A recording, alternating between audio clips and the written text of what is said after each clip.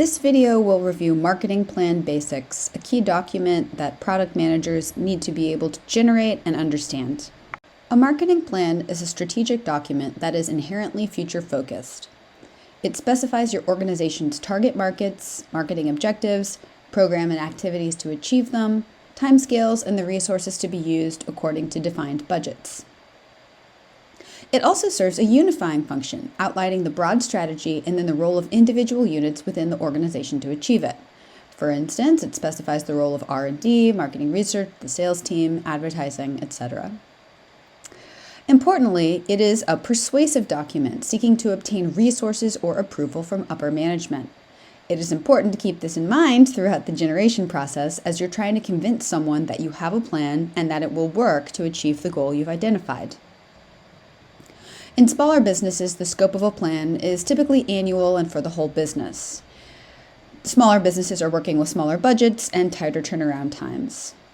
For a small business looking for rapid growth, the purpose of a marketing plan could be to identify where to prioritize investment of time and available budget to generate results. In larger organizations, the focus will change depending on the type of the organization. For instance, a separate marketing plan might be geographically, product, business unit, or segment focused.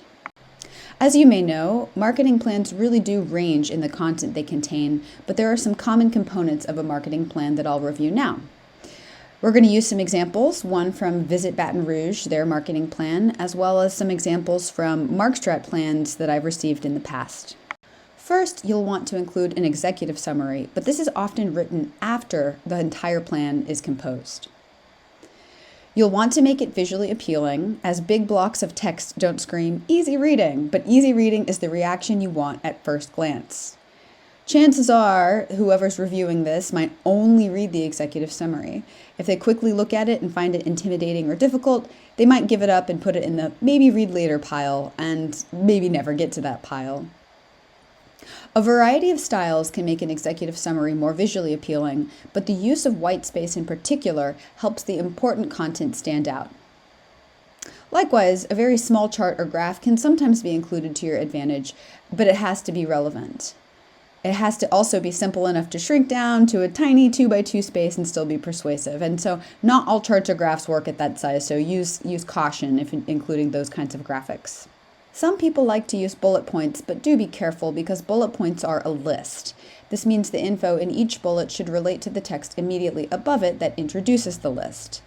Be careful not to create a bullet list that is a collection of disconnected thoughts, because those are very hard to comprehend.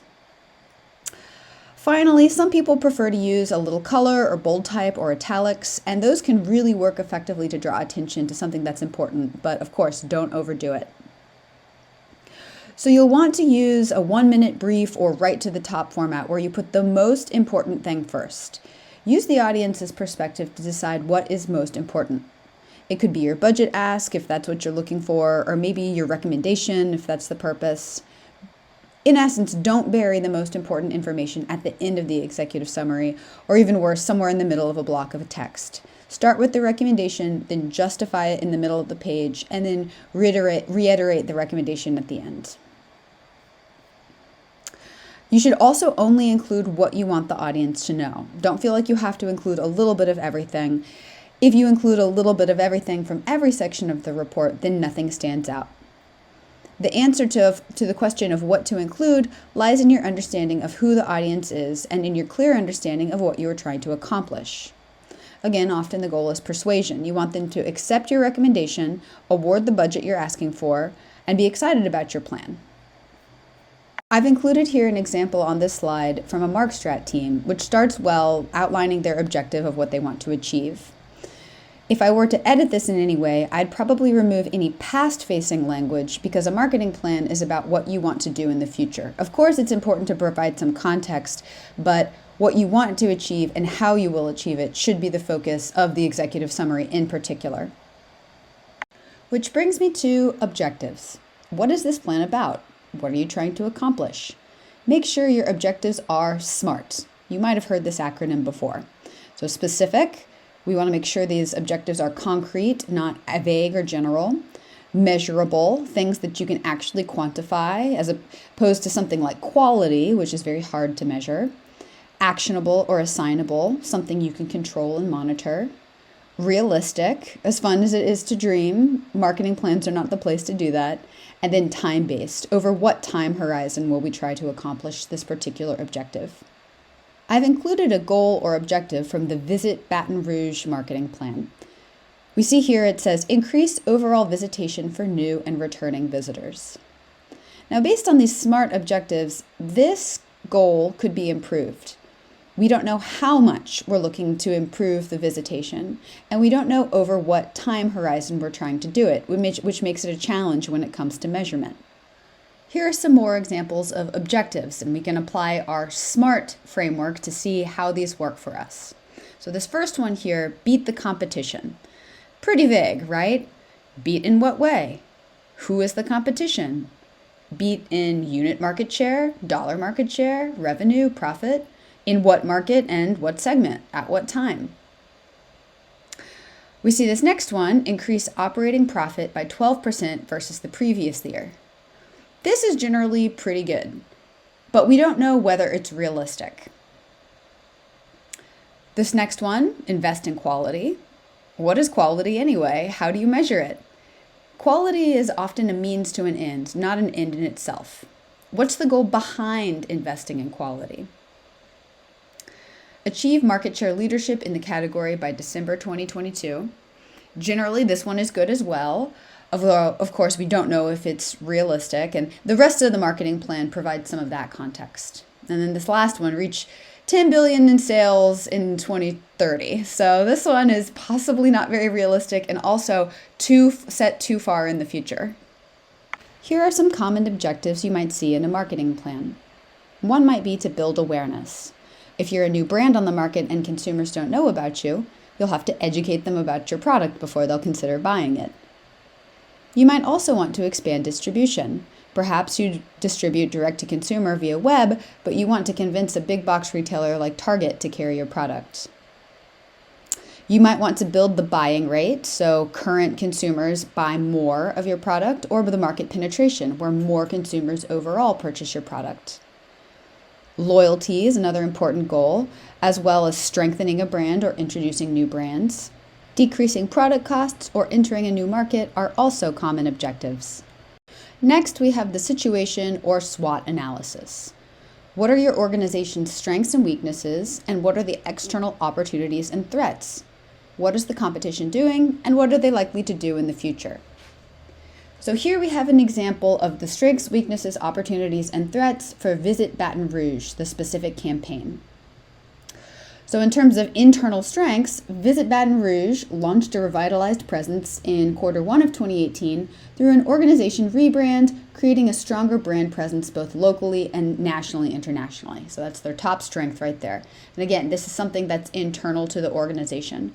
Whereas a weakness, it looks like there's a variety of unique geographic regions to represent with a single unified voice and image. That can obviously be a challenge. Then looking to the external environment in terms of opportunities, there was a recent renewal of Bayou Country Superfest in Baton Rouge, which poses an opportunity to leverage this event to bring visitors into the city. And then in terms of threats, it looks like there's a lack of local understanding of both tourism's impact and the variety of experiences Baton Rouge has to offer among locals. So again, the strengths and weaknesses are the situation inside the company. Opportunities and threats are things outside of the company. Next, you'll want to outline your target markets. Your target market is the end consumer to which a company wants to sell its products to, or the consumer who will take the action that's outlined in the marketing plan. Here we have example from the Baton Rouge marketing plan where they've got two primary target markets, one being leisure travelers and then two, business travelers or sales meetings travelers. And then within those two broader categories, they outline primary, secondary, and tertiary markets. Now note, they don't just say everyone. You can't just target the world with your product and service, no matter how fabulous it is. There are going to be groups of consumers to which your value proposition appeals more specifically. So here, in terms of leisure travelers, they've identified in-state consumers and 6-hour drive markets in Dallin, Houston, etc. as their primary target. Now, we don't see anything here on this page or screen about why they selected these target markets. Later in the plan, they do outline that, but you want to give some rationale as to why this particular target is appealing. And we're going to talk a little bit about that in a later session, how you pick attractive segments. In your marketing plan, you'll describe the strategy and tactics to achieve your goals. Strategy dictates the marketing activity needed to achieve the goals, whereas the tactics or the details of the strategy answer exactly how that will happen, and often that's found in description about the 4 Ps. So maybe the strategy would be positioning your brand as a prestige brand to appeal to high earner segments, and you'd then align your product design, promotional campaign, distribution decisions, and pricing accordingly. So with products, you'll describe how you'll design your product and what attributes it will feature. You'll also want to describe why. How is it designed to appeal to this target market you've identified previously? In terms of promotion, how will consumers hear about your product? How will you acquire new consumers? And make sure that the ones that you have are still happy and retain. In terms of place and channel, what channels make the most sense for you to distribute? How will you gain access to where your customers expect to buy? And then in terms of pricing, what prices will you charge and why? There are many different ways to present the information about strategy and tactics in the marketing plan, and I'm going to give you 2 examples here. So first, this example from the Visit Baton Rouge marketing plan. They've organized it so they present the goal and then the strategy and tactics to achieve this goal. So for this first goal here has to do with the business-to-business segment, the sales consumers, where they want to increase leads and bookings for new and returning meetings and conventions. So in terms of their strategy, how are they going to position Baton Rouge as a vibrant emerging city with new and exciting offerings for a variety of groups? And then tactics, I've just included a few of them. They have a long list where they'll use their media in order to engage consumers who are making decisions about where to hold their convention. They'll develop a multi-platform campaign where they then have more information subsequently in the plan, etc. And here is a different example taken from a Markstrat marketing plan where the group organized their plan around the specific brands. So here they're discussing what their strategy is with regards to brand rock, what they're going to do in terms of targeting. It looks like they're going to try to target the professional segment, and then they give a little bit of rationale as to why. And then they outline the tactics that they use in order to achieve their objective, which we can't see it here, but it had to do with increasing the sales to the professionals segment. And then the plan usually contains some kind of financial projection or key performance indicator section. You'll need to outline what you're measuring and monitoring in order to know that your plan is working. Profitability is usually one of the KPIs, so you'll need to indicate what the expected effect of this plan is on profitability, usually including some kind of 3-year pro forma income statement. Other things that you might include in a marketing plan include projected sales growth, number of visitors to a website, net promoter score, number of people who attend an event, social media engagement, etc. They'll be tailored somewhat to the specific context of your marketing plan. Here's an example from a Markstrat Group's marketing plan, and I'd like to highlight a few things here. So they're finishing period 2, and their marketing plan looks out over the periods 3, 4, and 5. What's nice here is that they've outlined some of their assumptions down at the bottom about introducing a Vodite product and a new Sonite product. And you can refer to the pages in the marketing plan about where they describe that. But they introduced what their assumptions are about how much it'll cost, what the price will be, and what the implications are in terms of revenue. So you don't just want to include the overall pro forma income statement. You want to break down what will be the impact of the specific brands on the bottom line. Similarly, with this group, we also see their financial projections in terms of consolidated income statement on the left, but then on the right, we have a breakdown for each of the brands and what the expected production, revenues, contribution before marketing, and after marketing are to be expected for the individual brands.